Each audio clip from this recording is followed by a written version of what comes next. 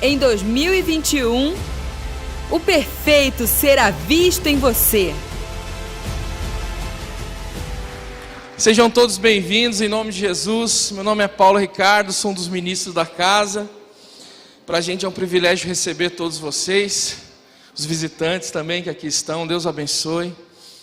Todos que nos acompanham pela TV Rica também. Abra sua Bíblia em João, Evangelho que escreveu João, capítulo de número 2. Nós vamos ler a partir do versículo de número 1. João 2:1. João 2:1 diz: 3 dias depois, houve um casamento em Caná da Galileia, achando-se ali a mãe de Jesus. Jesus também foi convidado com os seus discípulos para o casamento. Tendo acabado o vinho, a mãe de Jesus lhe disse: eles não têm mais vinho. Mas Jesus lhe disse: mulher, estava lá? Estava lá, sabia que eu tinha trazido. Tendo acabado o vinho, a mãe de Jesus lhe disse: eles não têm mais vinho. Mas Jesus lhe disse: mulher, que tenho eu contigo? Ainda não é chegada a minha hora. Amém? Repita comigo assim: ainda não é chegada a minha hora. Hoje de manhã nós tivemos um culto tremendo também, e sempre é tremendo, né? Porque o Senhor sempre se manifesta no nosso meio. É tão gostoso ver a igreja assim, com bastante pessoas, sabendo que a gente superou um tempo tão difícil, né? Eu lembro dos dias, eu lembro a primeira vez, pastora Eliana, que eu preguei aqui online, não tinha ninguém.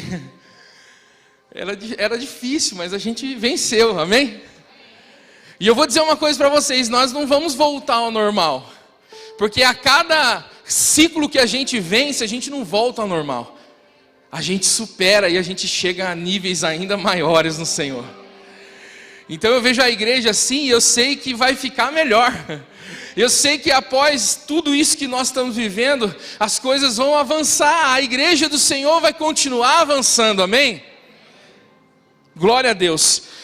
De manhã nós estivemos juntos e foi muito tremendo poder compartilhar daquilo que o Senhor tem falado. Foram dias tremendos, dias poderosos, palavras direcionadas, específicas, tremendas para nós, recebendo direto, né, do Senhor, do trono de Deus.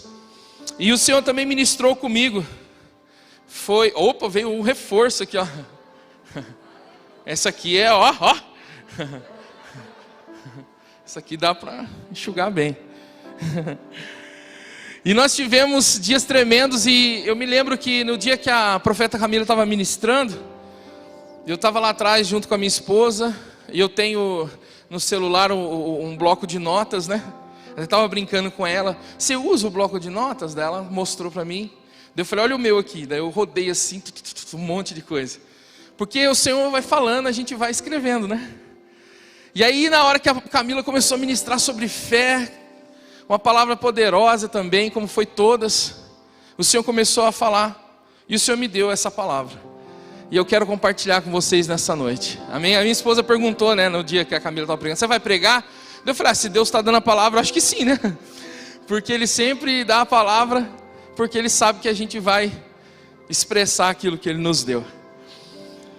Eu acho que todos nós que estamos aqui já passamos uma situação que é você não poder se atrasar para algum compromisso, e justamente naquele dia, naquele compromisso, você se atrasa, né?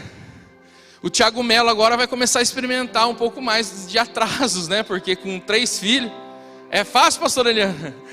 Às vezes a gente se programa, né, o dia inteiro: não, vou começar a me arrumar a tal horário, porque daí tal horário eu saio de casa. Aí você começa naquele horário, às vezes dá tudo errado, você sai todo atrasado. É chuveiro que queima. Já aconteceu isso com você? Chuveiro que queima. Eu moro em condomínio, né? Aí é o elevador que estraga. Hoje de manhã eu ia ministrar a primeira vez essa palavra, né? E aí já estava atrasado. E aí fui apertar o elevador, não estava funcionando. Falei: nossa, vou ter que descer a escada. Me atrasei mais ainda. A verdade é que quando nós estamos atrasados, a gente começa a fazer as coisas tudo com pressa, né? E diz o ditado, né, que a pressa é inimiga da perfeição. Quando você está com pressa, você acaba fazendo de qualquer jeito, vamos dizer assim. A pressa nos atrapalha. A pressa faz a gente fazer as coisas, às vezes, incompletas. E isso não é bom. E o Senhor ministrou no meu espírito esse texto, onde Jesus, diante de uma situação, no seu primeiro milagre, manifesto diante das pessoas, Jesus, ele se depara com uma situação onde a circunstância vem sobre ele, né? E é interessante que veio através de Maria, né? Ele estava ali no casamento. Eu não vou entrar na questão cultural do casamento, mas para alguns que não sabem, o casamento lá para eles não era um dia, uma noite de casamento, era 7 dias. E eles estavam numa festa, e aí do nada o vinho acaba. Não estava nos planos isso, né? E aí Maria ali, forçada pela circunstância, acredito que ela era comadre da família ali, tinha uma certa amizade, um certo relacionamento, então vendo a situação, ela se preocupa. Meu Deus, e agora, né? Acabou o vinho. Qual que foi o primeiro pensamento dela? Eu vou falar com Jesus, porque eu sei que Jesus pode dar um jeito. E ela foi: Jesus, é o seguinte, ó, o negócio está feio, ó, acabou o vinho, e agora estamos no meio da festa, faz alguma coisa. E aí parece até que ele foi mal educado, né? Mulher, que tenho eu contigo? Ainda não é chegada a minha hora. Jesus estava dizendo exatamente assim: eu não me movo pelo tempo, eu não me movo pela circunstância, eu não me movo pelas pressões externas das circunstâncias. Era isso que ele estava falando. Não é chegada a minha hora. E é interessante que de manhã o apóstolo ele compartilhou com a gente ainda nesse texto, que Maria parece que foi um estalo, sabe? Um sinal profético. Ela falou: entendi. Enquanto eu estou aqui apavorada, preocupada com as coisas da festa, ele disse: não, eu não me movo por conta da circunstância. Eu tenho a minha hora, né? Eu tenho o meu tempo. Aí Maria vira para os serviçais e fala assim: olha, tipo assim, entendi. A gente precisa aprender a entender os sinais proféticos que às vezes vêm. Porque quando você entende os sinais proféticos, a pressa e a ansiedade vão embora. Quando você percebe que Deus está te dando um sinal, você deixa de ficar apressado e ansioso. Ela virou e falou assim: ó, faça tudo o que Ele vos disser. Ele conhece os tempos. Ele sabe a hora certa do milagre. Ele sabe quando fazer. Assim tem que ser nas nossas vidas.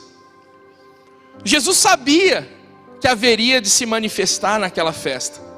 Jesus sabia que para que o vinho novo fosse experimentado, o vinho velho tinha que acabar. E eu costumo dizer, irmãos, que o maior problema que a gente tem não é com o vinho novo, mas é com o vinho velho, porque nós não conseguimos e não gostamos de abrir mão daquilo que é velho. Quando se fala de vinho velho e vinho novo, está falando de ciclos. E às vezes, para que um novo ciclo se inicie na sua vida, você precisa romper com o velho. Você precisa entender o acabou do Senhor. Você precisa ouvi-lo nitidamente para entender: não, mesmo que eu não queira, mas esse ciclo acabou na minha vida. É nessa hora, irmãos, que o vinho novo já começa a ser produzido no céu. É nessa hora que o vinho novo, ele já começa a tomar forma, não no visível, mas no invisível. Quando você decide abrir mão do velho para poder experimentar o novo. Mas o velho foi bom até um tempo, mas o novo vai ser melhor. Abra mão dos ciclos para viver novos ciclos na sua vida, em nome de Jesus, amém? Vocês estão aí? O vinho novo então veio e foi experimentado. Jesus não se moveu pelas circunstâncias. Maria entendeu o sinal profético. Se você entende o sinal profético, você se rende ao tempo e à vontade do Senhor. Jesus então fez o seu primeiro milagre. É interessante, né? Jesus entendia tanto tempo que ele pôde esperar 30 anos para se manifestar. Às vezes a gente quer as coisas para ontem, né? Eu estava dizendo de manhã que eu sou o tipo da pessoa assim, que quando eu ia comprar alguma coisa, Primeiro que eu não gostava nunca de comprar nada na internet, porque tinha que esperar chegar.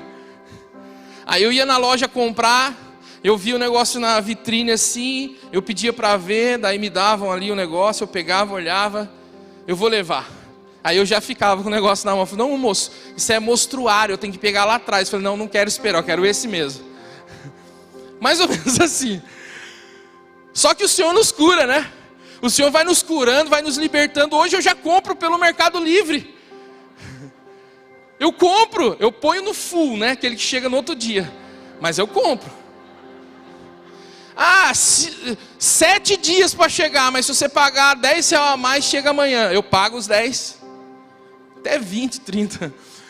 O problema é que Deus é tão maravilhoso que eu acho que nessas horas Ele olha para mim e fica dando risada. Porque daí eu pago a mais, chega no outro dia, eu desço correndo para pegar minha encomenda. Aí, Caião, quando eu abro, sabe o que acontece? Veio errado.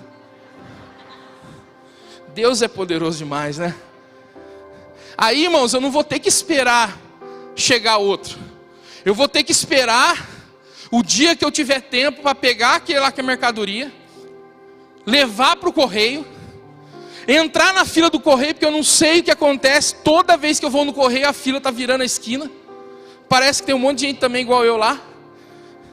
E eu tenho que esperar a fila para chegar na minha vez e despachar. Eu já até aprendi, irmãos. Eu já até aprendi, porque quando eu abria minhas encomendas, imagina, né? Alguém ansioso abrindo a encomenda. Eu rasgava tudo. Aí estava errado. Aí na hora que você faz lá no Mercado Livre para devolver, fala assim, ó, você tem que colocar na mesma embalagem, do jeito que estava. Eu falei, perdi. Porque eu já rasguei tudo. Hoje não, hoje eu não rasgo, eu abro devagarzinho assim. Passo o estilete, abro bonitinho, vou abrir só um buraquinho. Se tiver errado eu volto, fecho e já levo amanhã. Mas o problema, irmãos, é que a gente não sabe que o tempo de Deus é o perfeito. Ah não, eu sei que o tempo de Deus é perfeito, será? A gente não sabe que o Senhor é Senhor também do tempo. Jesus esperou 30 anos. Às vezes eu converso com jovens de 20 e poucos anos, ansiosos, porque será que eu vou conseguir tal coisa? Eu vou compartilhar uma conversa com um irmão amado aqui, e ele estava conversando comigo, se abrindo, e a gente está aqui à disposição. E aí ele falando, será que um dia eu vou fazer uma corte? Eu falei, cara, claro, isso faz parte do propósito de Deus na sua vida. Aí depois eu estava conversando com outro irmão, será que eu vou conseguir terminar isso? Será que eu vou conseguir conquistar aquilo? E assim, todo ansioso, eu falei, cara, quantos anos você tem? 20 e poucos. Eu falei, calma, parece que você tem 70 anos, 80, e mesmo assim ainda dá tempo. A gente não consegue esperar o tempo de Deus. Jesus esperou 30 anos. Eu vejo aquelas pessoas que chegam na igreja e por ansiedade também, elas querem já fazer tudo. E tem pessoas que não conseguem esperar. Ai, mas eu não tô produzindo para o Senhor. Eu estou parado. Eu tenho que fazer. Eu tenho que produzir. Parece que Deus está com pressa. Eu vou falar muito isso hoje para você. Deus não está com pressa. Sabe por quê? Porque só está com pressa quem está atrasado. Deus não está atrasado, irmãos. Você consegue imaginar Deus atrasado? Você consegue imaginar Deus? Nossa, perdi a noção do tempo. Deus, deixa eu agilizar aqui. Ô pessoal, vamos agilizar aí. Deixa eu lançar a palavra profética aqui. Atrasei. E agora? Você consegue imaginar Deus atrasado, irmãos? Jesus esperou 30 anos. E a gente precisa aprender a esperar também. Eu estava escrevendo essa palavra e aí o Senhor falou assim, eu sou o Senhor do tempo. Eu falei, amém, Senhor, eu creio. Deixa eu fazer uma pergunta teológica para vocês. O que Deus criou primeiro? Tá, vamos lá, Gênesis 1:1. Para você ter a resposta certa, amém? Gênesis 1:1. No princípio criou Deus os céus e a terra. O que Deus criou primeiro? Não, Ele criou o tempo, no princípio. Como assim, profeta? Deus, Ele se movia na eternidade. E aí Ele precisou criar um princípio. Ele precisou criar um tempo na qual nós chamamos de Cronos. Ele precisou criar o tempo, as estações, ele precisou criar um pano de fundo para que o seu propósito que estava nele na eternidade se manifestasse. Antes de Deus criar os céus e a terra, ele criou o princípio, ele criou o tempo. Ele é o criador do tempo.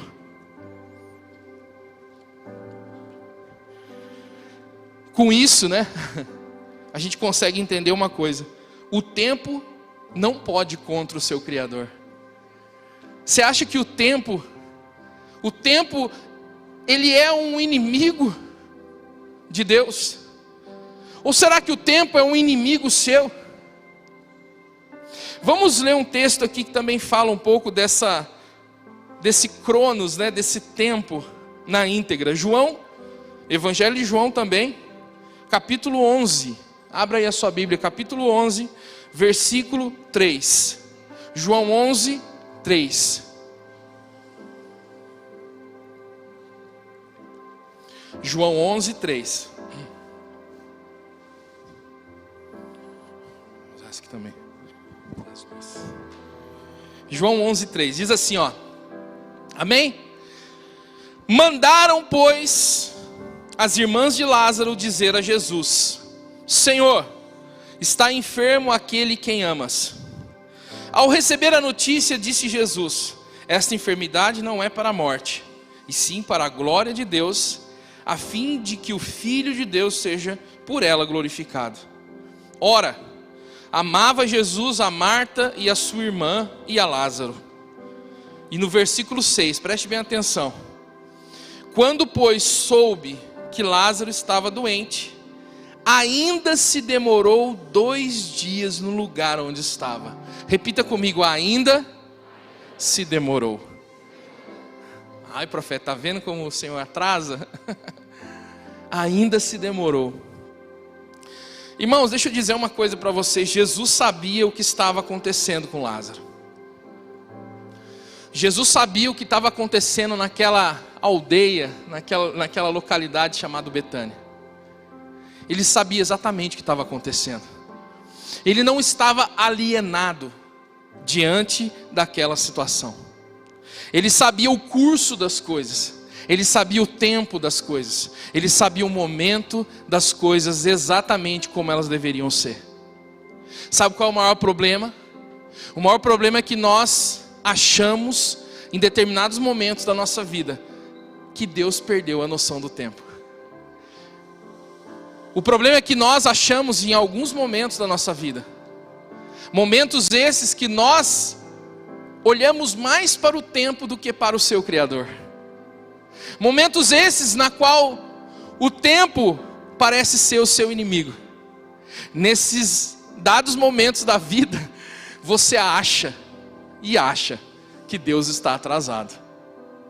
Você acha que Deus perdeu a noção do tempo. Ah, mas eu não cheguei a falar, eu não falo isso, mas você muitas vezes age como se estivesse preocupado se Deus vai ou não chegar na hora certa. Jesus não estava alienado.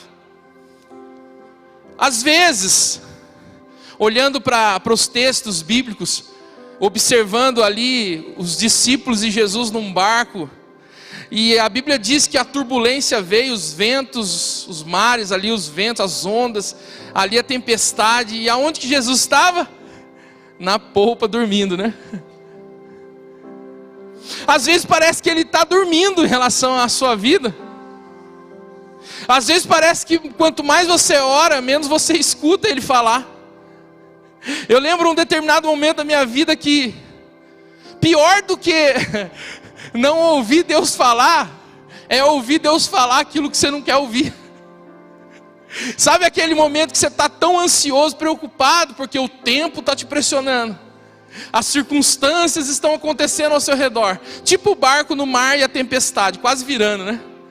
Tudo ali te pressionando, aí você ora: Senhor, me ajuda, né? Vamos dar meu exemplo. Senhor, eu estou desempregado há tanto tempo, abre uma porta de emprego. Senhor, me ajuda, eu vou fazer um currículo que vou levar. Senhor, abre as portas, né? Cita até a Bíblia, né? A porta que o Senhor abre ninguém fecha. E aí você ora pedindo a Deus uma porta de emprego. Aí de repente você chega na igreja naquele dia falando assim: Senhor, fala comigo hoje. Usa um profetinha para falar comigo aí, Senhor. Pelo menos um, Senhor. De repente você vê aquele irmão vindo para orar com você. Você fala: agora Deus vai falar comigo. Aí você está naquela, você já fez a pergunta. Então você já sabe a resposta que você quer. Senhor, abre uma porta, faz alguma coisa, muda essa situação da minha vida financeira, faz nessa área, tal. Aí Deus vem, Deus usa alguém e fala assim: filho, isso acontecia comigo. Eu vou te usar como profeta às nações. Eu falei: Senhor, não foi isso que eu perguntei. Eu não perguntei sobre nações, sobre ser profeta. Eu perguntei da porta de emprego, Senhor. E aí você fica aguardando ouvir aquilo que você quer ouvir. Deixa eu te dar uma notícia como profeta nessa noite. Você não vai ouvir o que você quer ouvir, você vai ouvir o que você precisa ouvir. Com Deus é assim. Se você vai para a igreja para ouvir o que você quer ouvir, não é na igreja que você tem que ir, irmão. Vai para outro lugar. Vai para a igreja, não. Você está na igreja para ouvir o que Ele quer falar. E de repente o que Ele quer falar não vai ser o que você quer ouvir, porque vai confrontar você. Porque você vem aos cultos, você declara, você louva, você adora. Mas aí quando a circunstância vem, você demonstra o que de fato te governa. Só porque ele está dormindo na polpa do barco não significa que ele não sabe que a turbulência chegou. O Senhor não está alienado, Deus não está alienado, né? Nós estávamos falando aqui, a pastora Eliana falando dessa situação no governo, na política, as situações acontecendo no mundo, tanta coisa, e eu tenho certeza que tem gente que acha que Deus perdeu o controle. Deus perdeu a mão, não é possível. A gente vê aí pessoas que precisam passar pela justiça de fato, e parece que nada acontece. Parece que o barco está virando e ele está dormindo. Ele não vai se levantar antes do tempo. Ele é diferente da gente que precisa botar um despertador do lado da cama para acordar, senão você se atrasa. E o pior, né? A gente coloca no horário, toca, você bota a soneca. Quem que inventou a soneca? Pelo amor de Deus, cara. Tira isso dos smartphones da próxima geração. Não dá essa opção.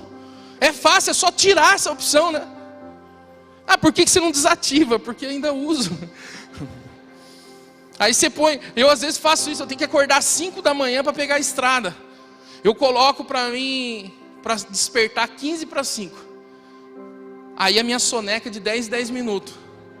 Aí eu tenho a falsa impressão, falando, estou dormindo mais. Porque daí desperta a 15, você dá risada.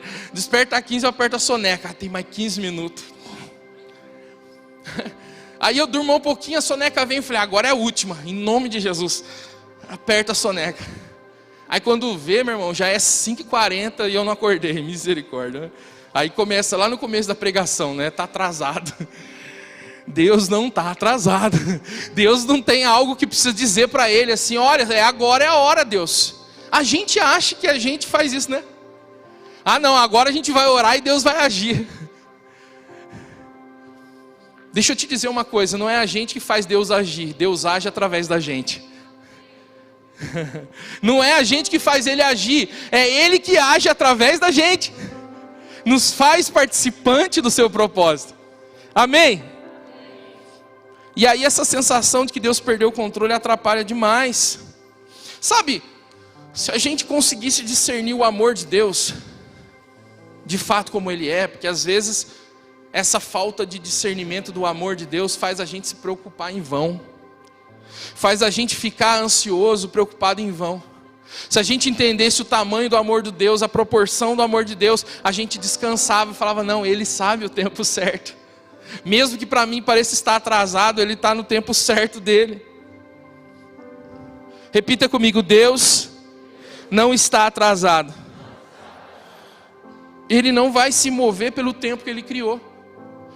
É tremendo, né? Quando você fala de Cronos e Kairos. Você deve ter ouvido já isso na igreja. Cronos é a cronologia, é o nosso tempo, né? E o Kairos, o que é? Kairos é a eternidade de Deus entrando no Cronos.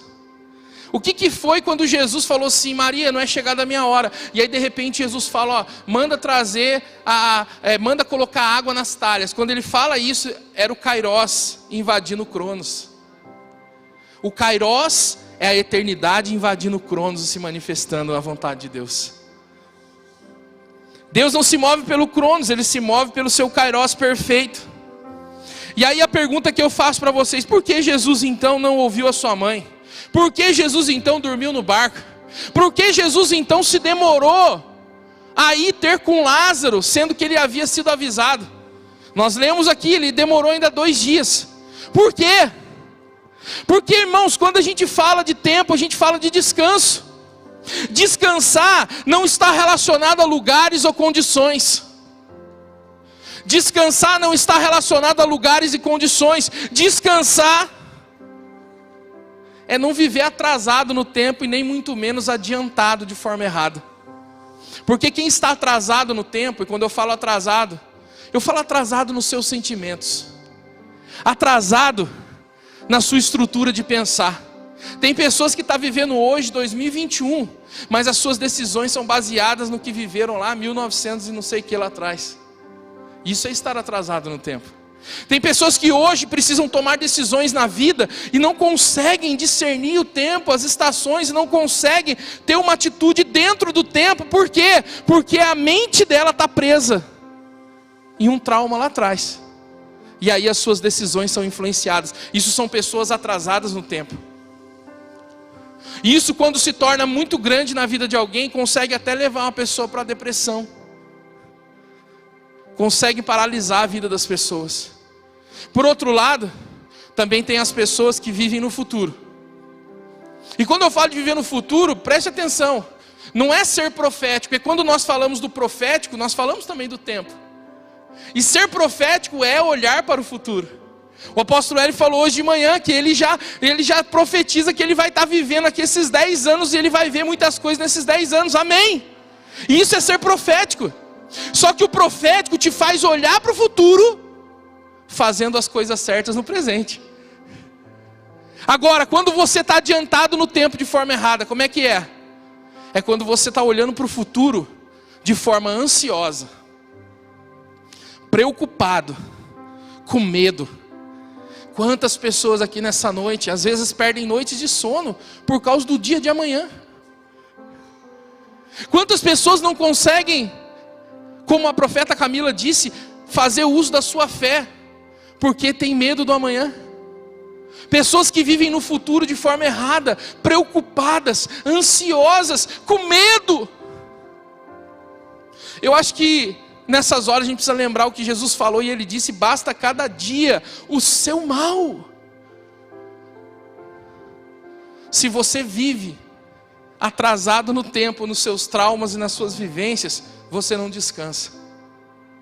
Se você vive adiantado, ansioso, preocupado e com medo, você não descansa. Então, irmãos, eu acho que uma das coisas que mais cansa, acho que o ser humano, pastor Eliano, sabe o que é? É viver fora do tempo. Isso cansa demais. É você não saber discernir. É você não saber o que você tem que fazer hoje. Porque esse tempo te atrapalha. Essa insegurança em relação ao tempo. Amém? Vocês estão aí? Jesus, sabendo que Lázaro havia morrido, se demorou ainda para ir ter com ele. Versículo 6 de João 11. Olha o que está escrito. Quando, pois, soube que Lázaro estava doente, ainda se demorou 2 dias no lugar onde ele estava. Ainda se demorou 2 dias. Deixa eu fazer uma pergunta para vocês, e para vocês responderem de forma bem sincera. Parece até que ele ficou lá mais 2 dias de propósito, não parece? Se você fazer uma leitura aqui simples, ainda se demorou 2 dias no lugar onde ele estava. Não parece que foi de propósito? Não parece, irmãos? Hein? Amém? Parece ou não? E foi. E foi. Como assim, profeta? Ele não estava nem aí para Lázaro. Ele se demorou mais 2 dias, porque esses 2 dias tinham um propósito. Esses 2 dias seria uma ferramenta poderosa no desenrolar dessa história. Vamos lá. até no demorar de Deus, né, que a gente acha, no demorar de Deus, Ele está trabalhando. Até no demorar de Deus, Ele está fazendo algo, Ele está gerando algo. Tudo isso porque Ele não está com pressa. Ah, mas eu ouvi o pregador famoso falar, irmãos, Deus está com pressa. Não, Ele não está. Só está com pressa quem está atrasado. O tempo não é um inimigo, e sim uma ferramenta de ensino. Eu quero que você repita isso, em nome de Jesus. Diga assim, o tempo não é meu inimigo, e sim uma ferramenta de ensino. Ah, se você saísse daqui dessa noite entendendo isso, você ia economizar lágrimas. Você ia economizar noites mal dormidas. Você ia economizar tanta coisa. O tempo não é o nosso inimigo. É uma ferramenta precisa.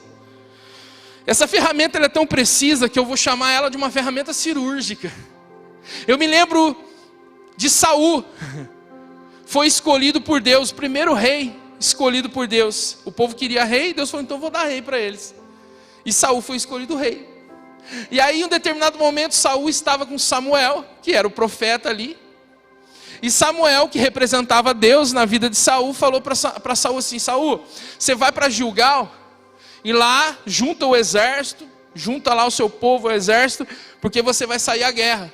Só que me espera. No determinado momento, no determinado dia, eu vou chegar lá. Falou para Saul, Samuel falando para Saul. E quando eu chegar lá, eu vou oferecer um holocausto ao Senhor. Eu vou fazer o sacrifício e Deus vai te dar vitória contra os seus inimigos. Foi essa a conversa de Samuel com Saul. E aí a Bíblia diz o que aconteceu. Saul ali, na onde Samuel disse para ele estar, ele começa a ver o inimigo aparecendo lá por trás do horizonte, lá nas montanhas, o inimigo já marchando em direção a ele. O povo começou a ficar com medo e fala, Saul, o inimigo está chegando, Saul. O exército, Saul, o inimigo está chegando mais perto, Saul. Saul, está chegando o dia, Saul, dia 20 está chegando, Saul. Saul, vai vencer o boleto, Saul. Ai, ai, ai. Saul, dia 30 é o aluguel, Saul. E aí ele começou a ouvir esse tipo de coisa, que só ele ouve, né? E aí ele começou, e caramba, ele está chegando, e o inimigo está vindo. E cadê o Samuel chegar? Cadê o Samuel nessas horas, irmãos? Nada do Samuel chegar, e o povo com medo, preocupado e tal. O que Saul faz? Não aguento mais esperar. Deixa que eu vou lá e eu mesmo resolvo. Esse é o problema, irmão, quando você quer resolver o negócio. Ai, meu Deus. O problema não é o problema é você querer resolver. O problema não é o problema é você, que é maior do que o seu problema. Porque você quer resolver. E às vezes o Senhor está falando só uma coisa, mas espera porque eu tenho controle de todas as coisas. Espera porque eu, Senhor, eu faço. Aí o Saul vai lá e oferece o sacrifício. E é muito louco, porque é exatamente assim que acontece. Quando ele termina de oferecer o sacrifício, Samuel chega. Eita! Saul, o que está fazendo, cara? Eu fico imaginando ele gaguejando, né? O povo tal e tal. Aí eu peguei aqui o que ele disse. Samuel dizendo para Saul, eu disse comigo. Ou seja, quando ele fala eu disse comigo, era ele com ele mesmo falando, né? Eu já sei, eu tenho que fazer alguma coisa, eu tenho que resolver. Eu sou o rei, eu vou ter que resolver isso aqui. Samuel não vai chegar. Então ele fala para Samuel assim, ó, eu disse comigo, 1 Samuel 13:12. Agora descerão os filisteus contra mim a Gilgal, e ainda não obtive a benevolência do Senhor. E olha a frase que ele solta: e forçado pelas circunstâncias, ofereci o holocausto. Eu vou ler mais uma vez. Eu disse comigo, ele se explicando para Samuel. Essa era a cena. Samuel, o que você fez? E ele se explicando. Samuel, cara, eu disse comigo mesmo. Agora descerão os filisteus contra mim em Gilgal. E eu ainda não tive a benevolência do Senhor, Samuel. E forçado pelas circunstâncias, Samuel, eu ofereci o holocausto.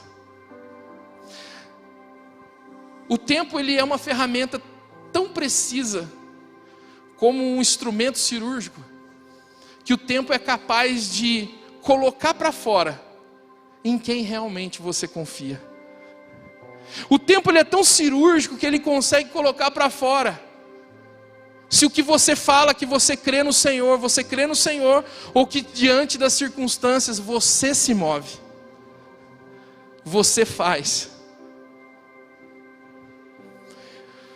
É interessante, né? Porque um homem fora do tempo, ele ocupa lugares que não é dele. Eu vou repetir essa. Quando eu falo homens é com H, tá? É a humanidade, é o ser humano, é você. Quando homens estão fora do tempo, ocupa lugares que não é dele. Quando a gente age fora do tempo, a gente faz o que a gente não foi chamado para fazer. Samuel não disse que era Saul que ofereceu o holocausto. Samuel disse que após o holocausto, Saul ia prevalecer na guerra. Então o papel dele não era oferecer, era guerrear. O tempo, muitas das vezes, faz com que você expresse realmente em quem você confia. E muitas das vezes, fora do tempo, você faz o que você não foi chamado. Eu estava falando ontem com amigos, que a pior coisa que tem é a gente estar fazendo. Não, a pior coisa que tem não é a gente fracassar em alguma coisa, é isso que eu falei. A pior coisa que tem é a gente estar sendo bem sucedido naquilo que a gente não foi chamado para fazer, né? Porque às vezes a gente tem a falsa impressão de que se as coisas estão dando certo, é de Deus. Ah não, mas eu estou fazendo, está dando certo. Tem gente que começou a igreja de uma rebeldia, e aí a igreja começa a crescer, a pessoa fala, não, Deus está comigo, está dando certo. Só que você está construindo algo que de repente está fora do lugar. O tempo é capaz de fazer isso, de mostrar para você aonde está a sua confiança. É interessante, né? Forçado, ele fala, né? Forçado pela circunstância. O tempo manifesta isso, que está lá dentro, né? Deus não está atrasado, irmãos. Deus não está atrasado. Jesus então ficou 2 dias onde ele estava antes de ir ver Lázaro. E quando Jesus decide ver Lázaro, Lázaro já estava morto. Quando ele decide, não, agora eu vou, né? Ele demorou 2 dias e aí falou, agora eu vou lá ver Lázaro. Lázaro já tinha morrido. Aqui, ó, se a gente fazer um estudo mais aprofundado sobre a cidade, sobre a aldeia, sobre Betânia, diz aqui que esse lugar, Betânia, não ficava até muito longe de Jerusalém. Não era uma viagem muito longa, né? Então, por exemplo, se o mensageiro chegou em Jesus e falou, olha, Lázaro está doente, está quase morrendo. Se ele saísse naquela hora, ele chegaria a tempo de pegar Lázaro vivo e orar para a enfermidade ir embora. Mas foi a opção dele ficar mais 2 dias. Então, essa Betânia não ficava muito longe de Jerusalém. E é interessante que Betânia era um lugar, era uma localidade especial, diferente, sabe por quê? Porque ali existiam judeus que eram chamados de essênios, judeus essênios. Era uma espécie de uma seita, vou usar esse nome, uma espécie de uma seita, judeus essênios. E quem eram esses judeus essênios? Eram judeus que dedicavam a sua vida no compromisso de cuidar dos pobres. Então ali naquela localidade em Betânia havia judeus essênios, homens que dedicavam a sua vida para cuidar dos pobres. E acredita-se que Lázaro era um dos conhecidos dos essênios. Que Lázaro era um homem que tinha um coração gigantesco, que servia as pessoas, cuidava dos pobres, abençoava as pessoas. Acredita-se que Lázaro ele era especial no meio desse grupo. Ele era conhecido. Tem até um texto aqui que dá mais ou menos um pano de fundo. João 11:19, desse texto aqui de Lázaro e Jesus, fala assim, ó, muitos dentre os judeus tinham vindo ter com Marta e Maria para consolar a respeito do seu irmão. Então foi um velório lotado de gente. Por quê? Porque Lázaro, acredita-se que ele era conhecido dentre esse grupo. E Jesus chegou no 4º dia. Aí você me pergunta, né? Eu disse que ele se demorou de propósito, né? Tinha ali no meio daquele povo algumas crenças. Isso não está na Bíblia, tá, irmãos? Eu vou deixar bem claro, porque às vezes a pessoa fala assim: nossa, o profeta está acrescentando. Não está escrito.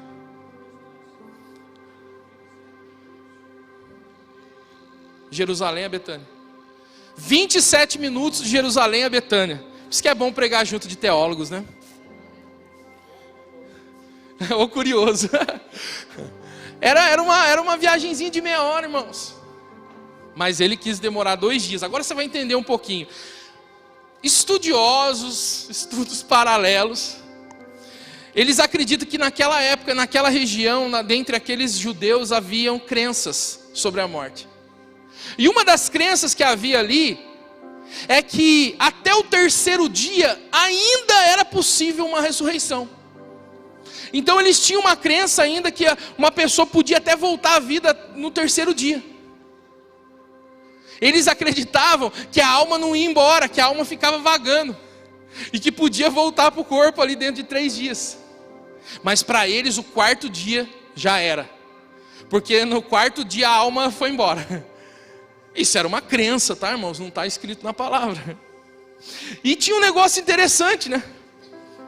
Porque se você dá uma estudadinha na ciência, o estado que Lázaro estava, o estado de decomposição que ele estava, ao ponto de falarem que ele cheirava mal, se você pegar a ciência fala que no 4º dia, já em processo de decomposição, já não existe mais cérebro.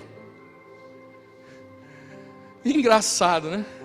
Jesus esperou o 4º dia. De repente, para quebrar uma cultura daquela época. Para dizer assim: eu sou maior do que vocês acreditam. Eu sou maior do que a crença que vocês acham que no 4º dia não tem jeito. E dizem, né, diz a ciência que no 4º dia ali, no processo de composição de Lázaro, ele já não tinha mais cérebro. Eu não sei se tem alguém da ciência aqui que de repente já leu ou já viu isso. Se realmente no 4º dia o cérebro já virou aí, né? Já virou ali uma massa que não tem mais valor algum. Mas Jesus esperou o 4º dia para ir lá ver Lázaro. E quando Jesus chega diante daquela situação, Jesus ele encontra ali muitas pessoas. E quem vem de encontro com ele foi Marta. E Marta chega diante dele. E ela diz assim, versículo 21. Disse, pois, Marta a Jesus: Senhor, se estiveras aqui, não teria morrido meu irmão. Você consegue imaginar a cena? Jesus se aproximando do local. Ele não tinha nem chego ainda onde estava Lázaro. Marta já vem ao encontro dele. Marta, como sempre, né, não consegue ficar parada, né? Marta tem que ir na frente. Pergunta onde Maria estava. Estava lá orando. Estava lá chorando por causa de Lázaro.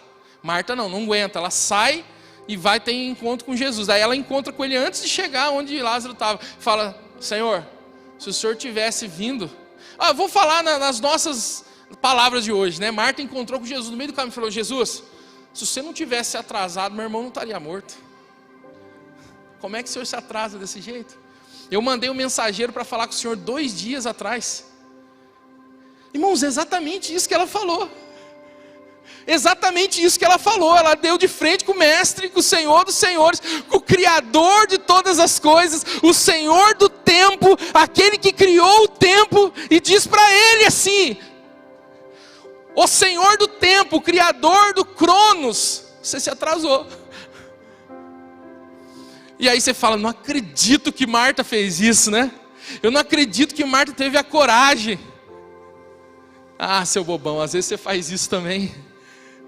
Às vezes você olha para as circunstâncias da sua vida e você fala assim: Deus se atrasou. Porque para você era para ter acontecido aqui.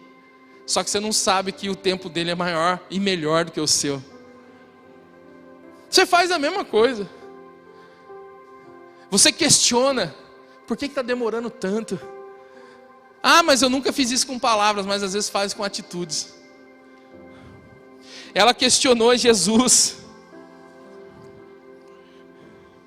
Sabe, a impressão que eu tenho quando eu vejo aí alguns ministros, alguns pregadores da mídia, que hoje tem voz, que hoje leva, influencia multidões, pessoas, influenciadores, Eu vejo alguns deles ministrando, eles têm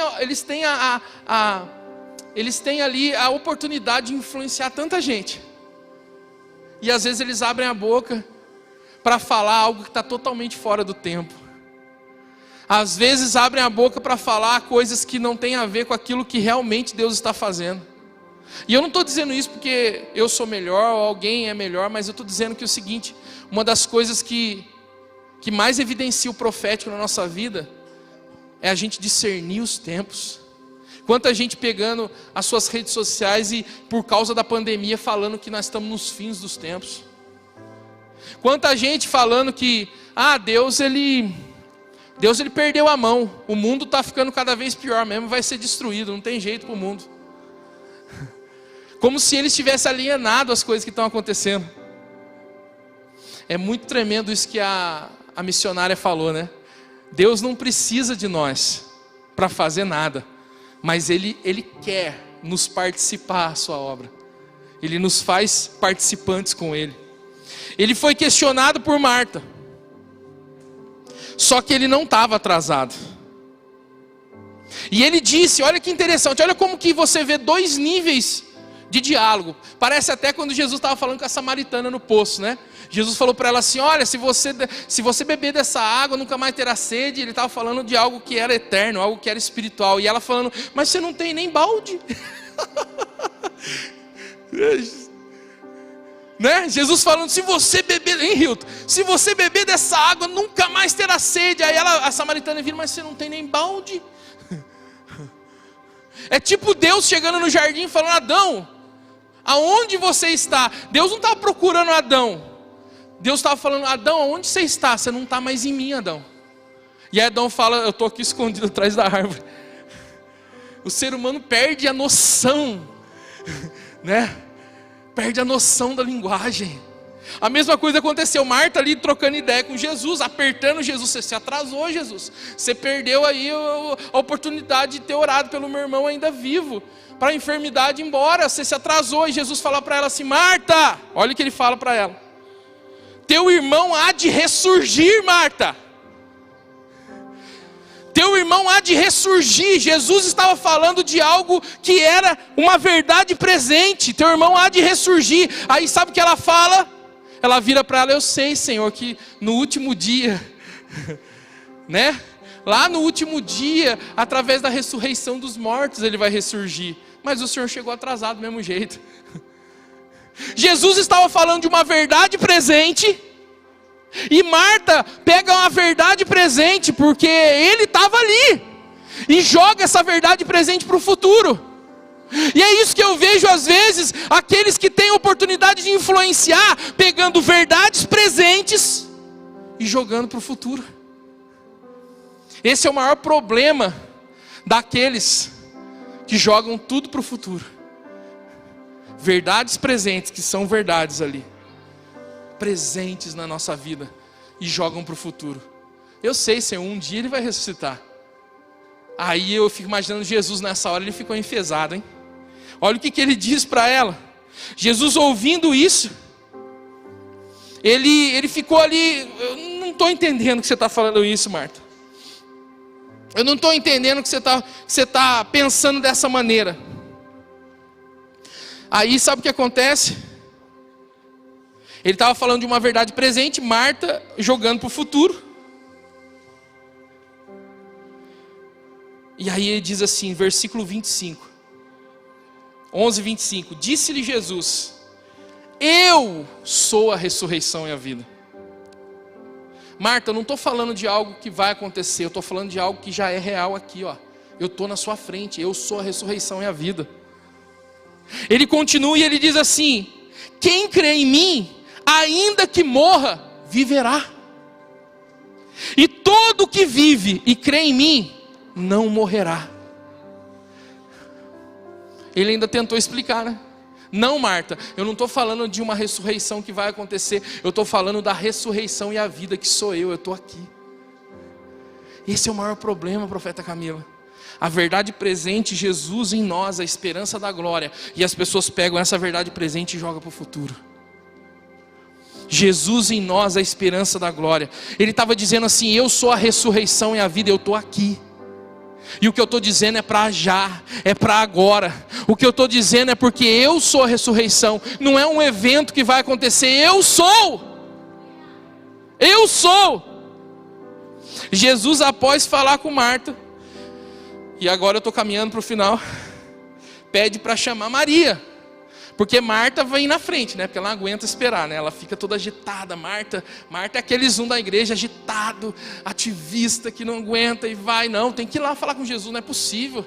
Caramba, né? Era para mim ter conversado com ele antes e não deu tempo ainda, né? Não consegue esperar. Aí Jesus fala: então tá bom, manda, onde que está a Marta? Marta deve estar lá, né? Calminha no lugar dela.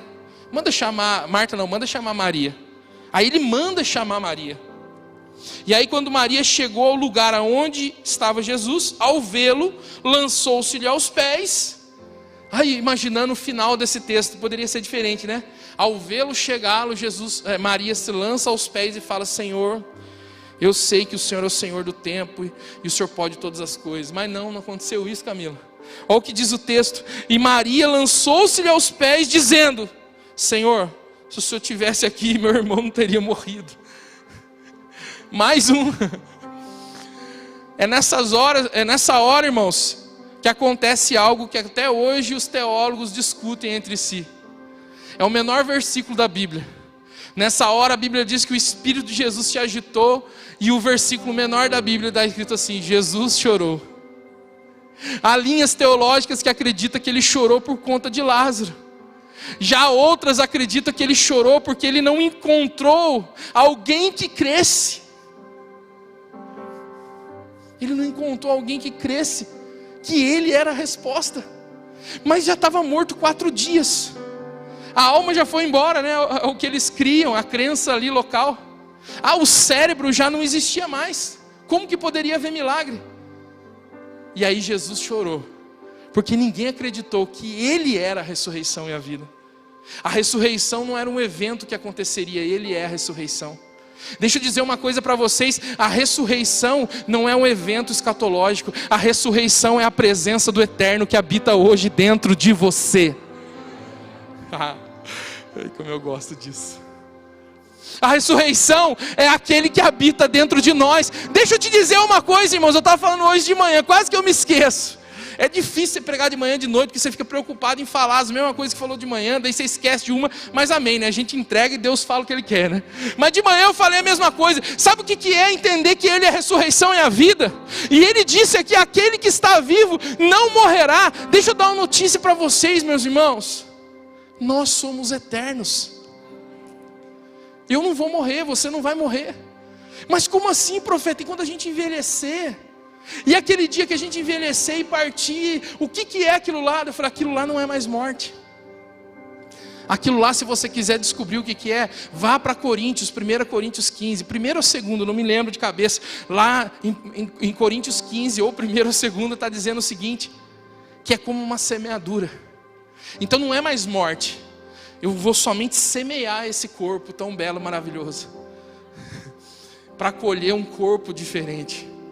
Lá diz sobre a ressurreição. Lá fala sobre o corpo glorificado. Nós somos. Sabe o que é a eternidade? É a continuação dessa vida. Você já é eterno. Por isso que a morte para alguns é muito difícil. Porque para muitos a morte é o fim. Mas na realidade a morte só é uma semeadura para colher um corpo glorificado em um novo tempo na eternidade. Você é eterno. Sabe quando a gente assistia aqueles filmes, hein, Rubens? Dos caras que buscavam a eternidade, dos caras que tentavam buscar a fonte da juventude para se tornar eterno. Aqueles filmes de vampiro, que o cara vira vampiro e nunca mais morre, é eterno, né? Tudo isso, cara, nasceu na onde? Tudo isso nasceu numa verdade, e a verdade é que aquele que crê em mim, ainda que morra, viverá, e quem vive jamais morrerá, porque Ele é a vida eterna, e a vida eterna já está dentro de você, fluindo. A eternidade é uma fonte dentro de você que não cessa. Você é eterno. E o que isso impacta na minha vida hoje? Em tudo. Porque se a gente entende que nós já somos eternos, nós podemos nos mover pela eternidade. E o que é mover pela eternidade? Se não se mover pelo Kairos e não pelo Cronos. Se não esperar o tempo e não ficar pressionado por ele. Se não descansar diante daqueles momentos que a impressão que nós temos é que está demorando, mas de fato não está demorando, o tempo está nos moldando e nos preparando para quando o Senhor fazer coisas específicas na nossa vida. E esse texto tão discutido, né? Será que ele chorou? Por que ele chorou, né? Jesus chorou. Eu acredito que ele chorou porque ele não encontrou ninguém que cresce. Eu acredito assim. Ele sabia que Lázaro ia ressuscitar, então ele não precisava chorar por isso. Só que aí o que acontece? No desenrolar desse texto, todos que ali estavam presentes, todos, já percebiam através dos sentidos de que a morte estava ali. Era visível, era perceptível, aos sentidos, até o cheiro já era cheiro de morte. Só que Jesus não se move pela nossa percepção natural, o Senhor se move pela eternidade. Isso não paralisa Jesus. Irmãos, deixa eu dizer uma coisa. Mesmo que se ninguém cresce, o Senhor é o Senhor do tempo e Ele vai transformar a terra. Mesmo se ninguém cresce. Só que louvado seja Deus, porque existe uma igreja que crê. Mesmo que se ninguém cresce, Jesus ressuscitaria a terra como ressuscitou Lázaro. Mesmo se ninguém cresce. Mas glória a Deus, porque existe uma igreja que crê. Existe uma igreja que entende a transformação. Existe uma igreja que sabe discernir o tempo e as estações. Uma igreja profética que sabe discernir as escrituras. E quando a Bíblia fala que as portas do inferno não prevalecerão contra a igreja, isso já é base teológica para dizer o seguinte: a igreja vai prevalecer na terra. Ela não vai precisar morrer ou ser levada, não, ela vai prevalecer na terra. Ela vai cumprir o seu chamado de discipular as nações, de transformar a realidade do homem, de através de geração em geração mudar as coisas. É por isso que eu creio tanto que hoje o que nós estamos vivendo nessa geração é melhor do que as gerações passadas. É por isso que eu creio tanto de que a igreja está assim prevalecendo contra o inimigo. É por isso que eu creio sim que as coisas estão mudando sim. E que amanhã, na geração dos meus filhos, dos meus netos, o negócio vai estar mais avançado. A igreja vai estar em posições ainda maiores no Senhor. Irmão, senão não fazia sentido nada do que a gente está fazendo. Não teria sentido, Jefão. Não faz sentido eu pregar terra de adoradores, sendo que não vai mudar nada. Não faz sentido eu pregar e fazer projeto para anos futuros, sendo que tudo vai piorar. Tudo vai ficar na mão do maligno. Tudo vai ficar na mão do anticristo. Ei! A igreja do Senhor vai prevalecer. Deus não falha. Jesus não falha. E a igreja do Senhor não falha. E para encerrar, Jesus então olha para toda aquela situação. Imagina, né? Ele enxuga suas lágrimas. E aí ele vira e fala assim: tirai a pedra. E aí falam para ele: mas está cheirando mal, tirai a pedra. Eu me perguntei assim, né? Será que Jesus não podia, já que estava ali no meio de tanta incredulidade, né? Será que Jesus não podia falar assim: pedra, afaste-se? Imagina aquele barulhão da pedra rolando, Camila. A pedra rolando assim, ó. É coisa de assim mesmo, não adianta. Eu fico imaginando já ele fazendo assim com a mão assim, ó, e a pedra afastando, e todo mundo, oh. Mas não, ele fala: tirai a pedra.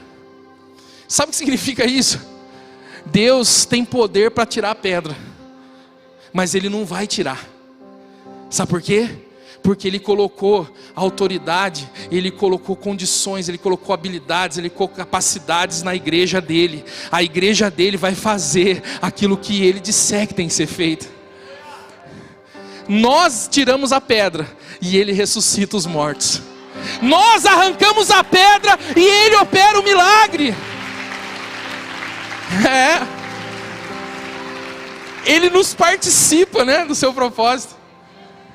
A missionária que falou e eu falei, puxa, é isso mesmo.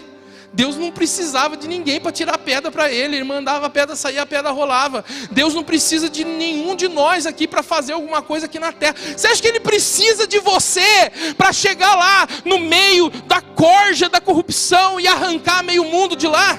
Irmão, um sopro dele, a pessoa já acorda de manhã morto. Se Ele quiser, Ele faz isso daqui e a pessoa morre. Ele não precisa de você para nada. Mas Ele faz, sabe o que? Ele fala, não, você que vai tirar a pedra. É você que vai ocupar os lugares de influência.